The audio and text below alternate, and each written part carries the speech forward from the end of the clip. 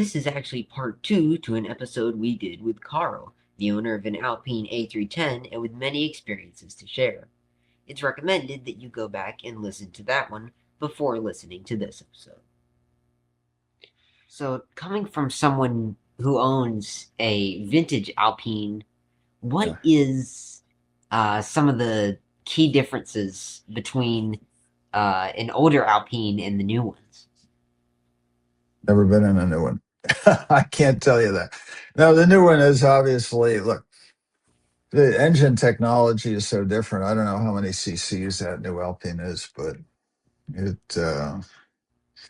it competes with the Boxster, that kind of car.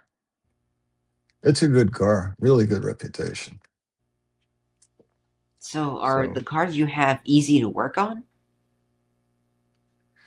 well, what I do, I'm not a mechanic. Whatever I am, I'm not that, but I can do the basic stuff. Like right now, the Volvo, I'm changing all the fluids. Got 4 new tires because they got all chewed up, and on the rocks. And I'll do that kind of stuff, set the timing, all that. I have a guy who is a friend, but he worked in a vintage car place, and he's a mobile mechanic. So he has a truck that he comes around, and he has most of the tools. My garage is heated. I have electricity. So he can come in. And so, for example, when we put the brakes on the Renault, he put those on because he knows how to do that. The Volvo, we sent to a place, another garage we had to put a new windshield. He put that on. None of them have had serious mechanical issues, frankly. So brakes, shocks, all that kind of thing. He's done that. So we had to put them on. We put new brakes on the Escort because I think it had been sitting for a long time. So flush the brakes. The Alpine, we will have this winter. What else I have to do? I have to put in a new right window lift. I'll do that myself. That's not a big deal to do. And then I have to drop the belly pan, and it needs to have a new hose from the clutch reservoir to the clutch, which is seeping. But stuff like that. Fortunately, knock on this wood, that there's no major problems. I can do most of it. And then, like I said, what I can't do, he can do.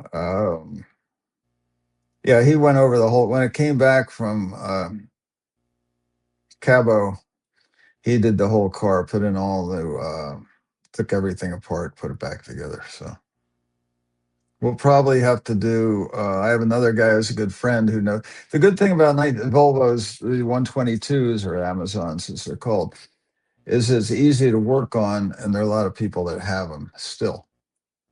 So the big challenge in all this, I don't know other people you've talked to, but the biggest problem in some of these vintage cars is finding the people to do it, to work on them. Matched only by the parts, but I try to select my cars to have some parts availability. Like the Saab, I love the Saab. The 96 Saab was fabulous, authentic rally car with every rally. But parts availability just was not there.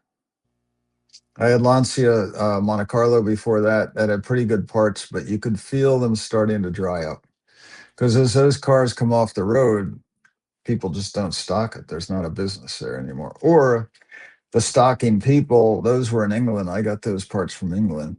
They're just old. Those people are either retiring or dying or whatever they're doing. But so, yeah, that's the challenge because, like a nine, my brother has, well, he's had a couple different Porsches, but the 911, the older one, and he had a 912. Those you can get parts all day long because there's so many of them, and people keep them. But finding also 1970 Volvos, a lot of those cars were not worth a lot of money. They're still not, frankly, but it's a great. And so people didn't take care of them. The Volvo Amazons 122s, they were run by college professors and kids in school, and then they were either chopped and made into customs, or they just weren't taken care of. The one we found was from Sweden. The guy brought it in to work on it. It was the last of the Amazons before they switched to the 142s. So that car was in really good condition and was appreciated. It had been worked on, but it was intact with almost no rust. So. And the same with the body shop now. So I had to have we had some rust on the rocker panels, and I had to have that fixed. But finding a guy is not so easy because most people, body shops work on insurance jobs, and they are, if the job's 3 hours, they're paid for the 3 hours, and they try to do it in two, and that's how they make money. This kind of work is just by the hour labor. So I have a guy. You need a mechanic and a guy. So What would you say, with all the cars you've owned, is your favorite to drive? Oof. Well, that depends where you're going and what you're doing. Actually, the most fun, I think, the car, when I finally got it set up, the Lancia Monte Carlo, was really fun to drive. It's small and it's light. Those things fit between the Fiat, between the X19 and the Ferrari 308 GT4. It sort of fit in there. That was the idea. It was supposed to have a six-cylinder engine, but Fiat in the 70s bought Ferrari, and they made them put the four-cylinder. So it never quite, it was a 2-liter, but the car was so light, it was fun to drive. It was a good car. If you could have, if you could own any car in the world, what would it be? And would you change it? That's funny. I don't know the answer to that because, like I said, I can't buy anything, but I can buy what I want to buy. Fortunately, I'm able to do that. But I like this level of cars. So I don't, honestly, I don't have an answer for you for that. My brother has the Porsche. He loves the Porsche, but to me, they're a little, I don't know what the word is, soulless, I guess. But I did look at a Ferrari 308 GT4. It was a good car. Had mechanical issues, so we passed on it.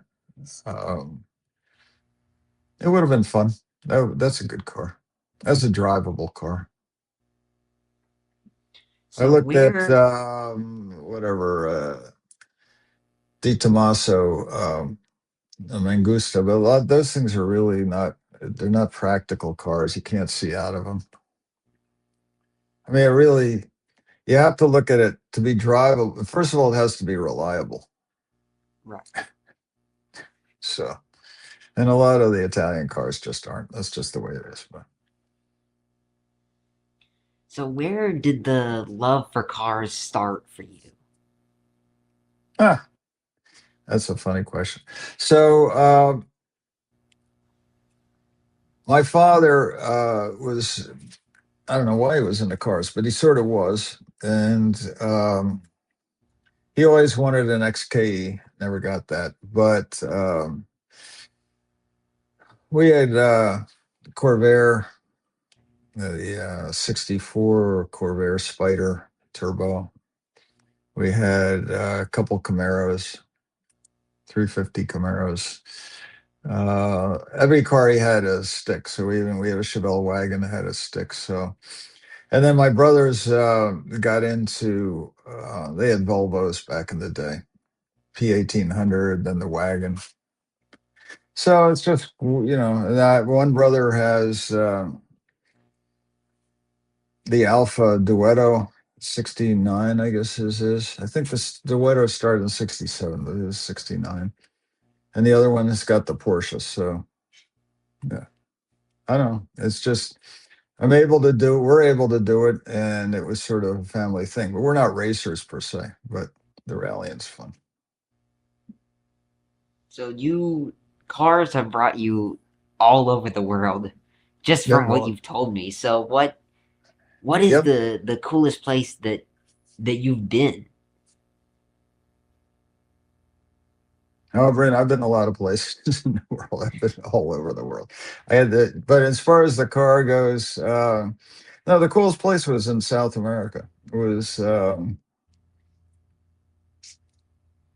was basically up in actually the best place period was the salt flats in Bolivia. Because the salt flats, it's just huge. And we stayed in a hotel that was made of salt. And you could go out and run around out there and just have a good time on the salt. So that was fun. That was memorable and fun. But you don't have, honestly, when you're rallying, you don't have a lot of time because you're moving from place to place all the time.